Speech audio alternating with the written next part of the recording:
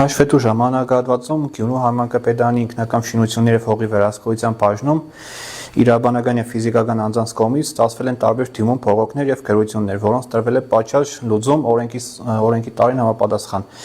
Կատարվել են Գյումրի համայնքի տարբեր թաղամասերում շրջայցեր, բաժնի աշխատակիցների կողմից հայտնաբերվել են ինքնական շինությունները և կազմվել են վարչական արձանագրություններ Հայաստանի Հանրապետության վարչական իրավախախտումների վերաբերյալ օրենսգրքի համապատասխան հոդվածներով։